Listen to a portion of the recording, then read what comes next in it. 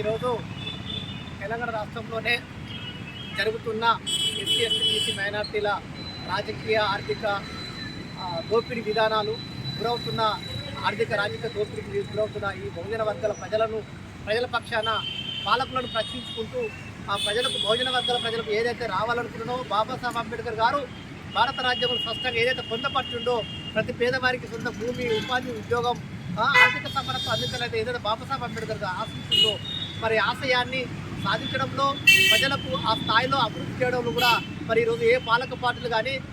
ఏ బహుజన పార్టీలు కానీ ఏ సంఘాలు కూడా ఆ దిశగా మనం పనిచేసే సందర్భాలు లేవు. మరి ఈరోజు 30 సంవత్సరాల చరిత్ర చూసుకుంటే మరి పేదవాడు లాగానే ఉన్నాడు, ధనికుడు అవుతుంది తప్ప మరి ఇక్కడ ఆర్థిక సమానత్వం ఎక్కడ చూపిస్తున్నాము, ఆర్థిక సమానత్వం ఎందుకు వస్తలేదు అనేది ఈరోజు విశ్లేషణ చేసుకుంటే మరి ఎంతోమంది మహనీయులు మెజార్టీ ప్రజలమైన మనం బాబాసాహెబ్ మహాత్మా జ్యోతిరావు పూలే, డాక్టర్ బిఆర్ అంబేద్కర్ కాల్సిన మహనీయులు మరి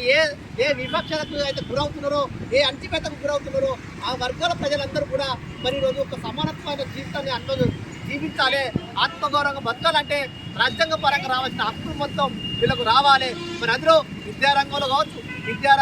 ఉపాధి రంగంలో కావచ్చు, ఉద్యోగ రంగంలో కావచ్చు, రాజకీయ ఆర్థిక రంగంలో కూడా సమాన అవకాశం వచ్చినప్పుడే మనం అందరం కూడా సమాజంలో సమాన స్థాయికి రాగలుగుతామని భావించిన మహనీయుల ఆశయాలను ఈరోజు మనం అది వమ్మవుతున్నాయి. అది వమ్ము కాకుండా ఈరోజు ఒక నూతన రాజకీయ పార్టీ, నూతన రాజకీయ ఎజెండాతోటి ఈరోజు బహుజన వర్గాల ప్రజలు తెలంగాణలోనే రాజకీయ చైతన్యం చేసుకుంటూ మేమెంతమంది మాకంత వాడు రావాల్సిన అవకాశం ఉంది, ఆవశ్యకత ఉంది. కాబట్టి ఆ మేమెంతమంది మాకంత వాట రాజ్యాంగ వరకు ఒక రాజకీయ సిద్ధాంతంతో ప్రజలకు వాస్తవాలు చెప్పుకుంటూ, ప్రజలకు నిజాలు చెప్పుకుంటూ, మహనీయుల సిద్ధాంతాలు చెప్పుకుంటూ, ప్రజలను సమీకరించుకుంటూ రేపు రాబోయే రోజులలో ఒక రాజ్యాంగ దిశగా పనిచేయాలని ఒక లక్ష్యంతో మిత్రులు మన బీసీ ఉద్యమ నాయకులు మరియు సీనియర్ నాయకులు గురుసాగర్ ఆలోచన మేరకు తర్వాత మన అంకిత రమేష్ వివిధ ఆర్గనైజేషన్ల పనిచేసి అందరం కూడా కూర్చొని ఒక ఉమ్మడి ఏజెండాతోటి మన అందరం కూడా రావాల్సిన అవసరం ఉంది అని చెప్పి దీన్ని గత 3 నెలలుగా ఆలోచించి చర్చించి ఇది నూతన రాజకీయ పార్టీ అవసరము, బహుజన వర్గాల ప్రజలకు ఒక ప్రశ్నించే గొంతుగా ఈ పార్టీ ఉండాలి, ప్రశ్నించడానికే ఈ పార్టీ పనిచేయాలి, ప్రశ్నిస్తూ రాజ్యాధికారం అందుకునే దిశగా ఈ యొక్క బహుజన రాజ్యాధికార పార్టీ ఎజెండా దాని కార్యాచరణ ఉండాలని చెప్పి నిర్ణయించుకొని మరి ఈరోజు పెద్దలు మన సీనియర్ అడ్వకేట్ మైదన్ జప్పన్న గారి యొక్క సూచనలతో సలహాలతో కూడా ఈరోజు ఎవరికి కూడా ఇబ్బంది కాకుండా, ఎవరిని కూడా మనం ఇంట్రెక్ట్ చేయకుండా మన వాస్తవాలు చెప్పుకునే దిశగా, మహనీయుల ఆశయాలను ప్రజలకు తీసుకునే దిశగా మరి ఈరోజు ఒక బహుజన రాజ్యాధికార పార్టీని మనం అభివృద్ధి చేస్తున్నాం. మరి యొక్క పార్టీని వచ్చే నెల మార్చి 12న హైదరాబాద్ కేంద్రంగా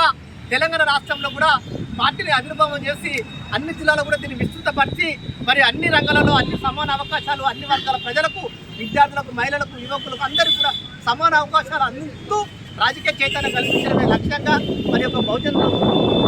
రాజ్యాధికార పార్టీ పనిచేస్తా అని చెప్పి తెలుపుతూ మరి ఈరోజు ఆ యొక్క మార్చి 12న జరిగే చలో హైదరాబాద్ కార్యక్రమం సంబంధించిన కరపత్రాన్ని రిలీజ్ చేయడానికి ఈరోజు ఇక్కడికి పిలువగానే వచ్చిన పెద్దలు గౌరవనీయులు సీనియర్ అడ్వకేటు, సీనియర్ న్యాయవాది ఉమ్మడి వరంగల్ జిల్లాలో మైదన్ జప్పన్న గారు, మరో అడ్వకేటు మొగిలన్న గారు, నాతోటి మిత్రులు గురి సాగర్ గారు, అంకేశ రమేష్ అన్న గారు, శ్రీరాముల పైడి, తర్వాత రామచందరు, మా సీనియర్ నాయకులు గత 20 సంవత్సరాలు నాతో పాటు అంబేద్కర్ సంఘాల ఉండుకుంటూ కూడా గతంలో ఆర్పీఐ పార్టీ కావచ్చు, ఏ ఉద్యమాల్లో కూడా ముందుకు పనిచేసే రక్క ముఖ్యమంత్రి గారు, తర్వాత మన గురిగడ్డ రమేష్ గారు, తర్వాత సమ్మక్క, సహేద, మరియా, తర్వాత మా బీసీ ఉద్యమ నాయకుడు కోవసాయ గారు, రీసెంట్లీ చెల్లె ములుగు నుండి బాణాల మల్లికని అన్న నేను కూడా మీతో పనిచేస్తాను, నేను కూడా నా వంతు సర్వీస్ ప్రజలకు అందిస్తానని చెప్పి వచ్చినందుకు చెల్లెని కూడా అభినందిస్తున్నాను. ఎందుకంటే ఈ రోజులలో స్వచ్ఛందంగా వచ్చి మన భావాలను పంచుకొని మన భావాలను ప్రజలకు అందించడానికి పనిచేయడంలో చాలామంది తప్పు. ఎంతసేపు కూడా ఆశించే వ్యక్తులను చూసినాం, ఆశిస్తే ఏమి ఇస్తాడు అని ఆశపడే వ్యక్తులను చూసినాం. కానీ కమిట్మెంట్ నాయకత్వం లేకపోవడం, ఆ కమిట్మెంట్ వ్యక్తి నాయకత్వం విప్లవం కావడం వల్లనే మనం రాజ్యాధికారాన్ని అందుకోలేకపోతున్నాం. కాబట్టి మరి అవన్నీ కూడా మర్చిపోయి మనందరం సమిష్టిగా సమిష్టి నాయకత్వం పనిచేయాలి. అదే విధంగా మన రైతాంగం కూడా చాలా ఎన్ని సంఘాలు ఎంతమంది ఎన్ని చెప్పినా కూడా ఏదైనా కూడా లేదు మేము రిపబ్లికన్ పార్టీ తారకం గారి జెండా కింద పనిచేస్తామని చెప్పి వీళ్ళందరూ కూడా ఒక కమిట్మెంట్గా కట్టుబడి మనతో ఉంటూ పనిచేస్తున్నందుకు వాళ్ళందరినీ కూడా నేను అభినందిస్తూ వాళ్ళకు అభినందన తెలుపుతూ మరి రేపు రాబోయే రాజకీయ పార్టీలు కూడా మన అంతు పాత్ర కృషి ఖచ్చితంగా ఉండాలని చెప్పి కోరుకుంటూ ఆ దిశగా ఎవరైతే ముందుకు వస్తారో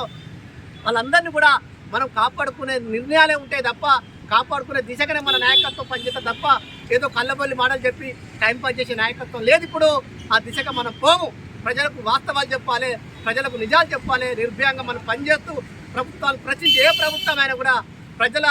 నిర్ణయాలకు వ్యతిరేకంగా, రాజ్యాంగానికి వ్యతిరేకంగా ఏ పరిపాలన చేసినా వాళ్ళని ప్రశ్నించడమే మన పార్టీ లక్ష్యంగా పనిచేస్తున్నాడు. కాబట్టి మానవుల ఆశయాలకు వమ్ము కాకుండా మనం పనిచేయడానికి ముందుకు పోతుంది. కాబట్టి మరి ఈ అవకాశం ఇచ్చిన పెద్దలు సాగర్ అన్న గారికి, పెద్దలు రమేష్ అన్న గారికి, మిగతా వాళ్ళందరికీ కూడా జేబీ తెలుపుతూ మరి ఈ సందర్భంగా మన అంకేశ్వర రమేష్ అన్న ఒకసారి మాట్లాడుతూ ఒక్క నిమిషం అన్న.